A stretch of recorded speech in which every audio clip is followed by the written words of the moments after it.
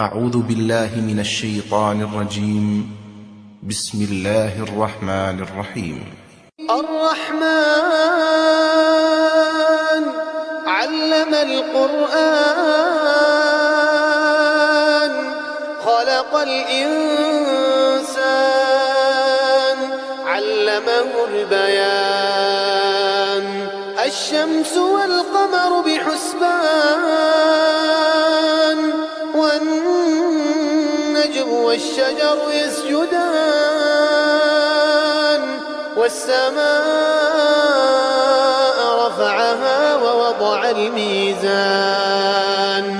ألا تطغوا في الميزان وأقيموا الوزن بالقسط ولا تخسروا الميزان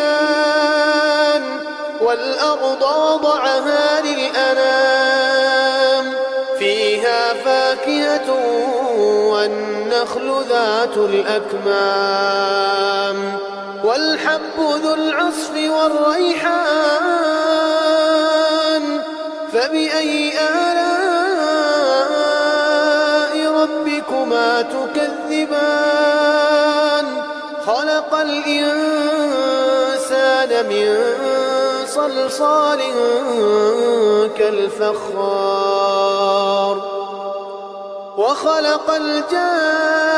الجن من مارج من نار فبأي آلاء ربكما تكذبان رب المشرقين ورب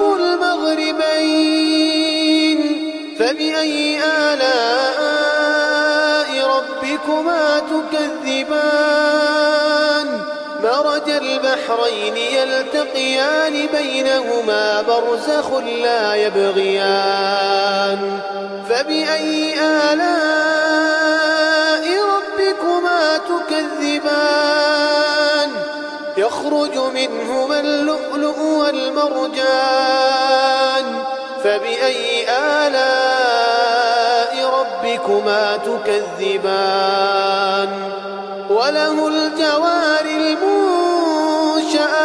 في البحر كالأعلام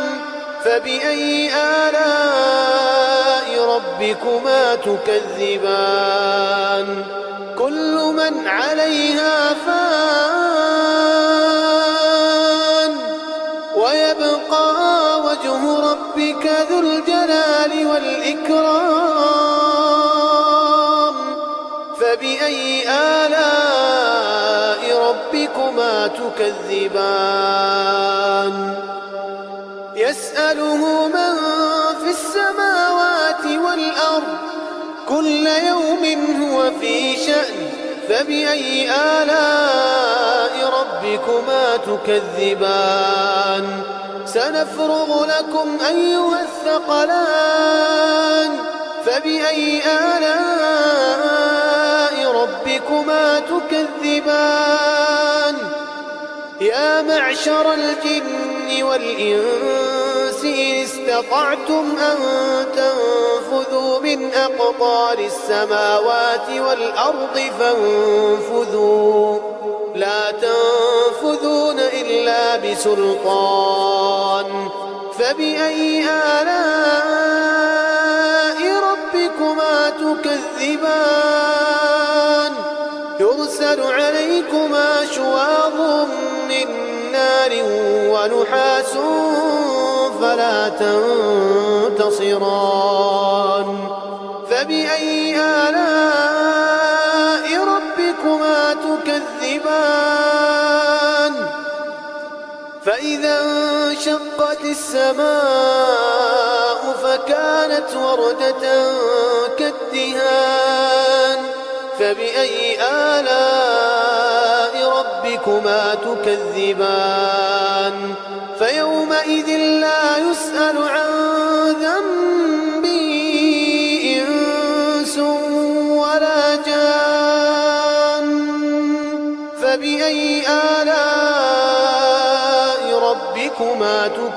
تكذبان يعرف المجرمون بسيماهم يعرف المجرمون يؤخذ بالنواصي والأقدام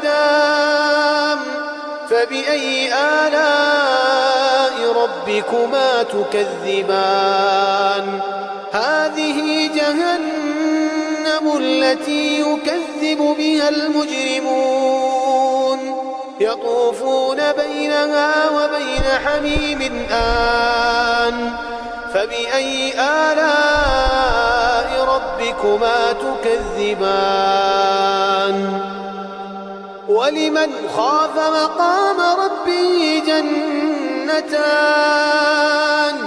فبأي آلاء ربكما تكذبان ذواتا أفنان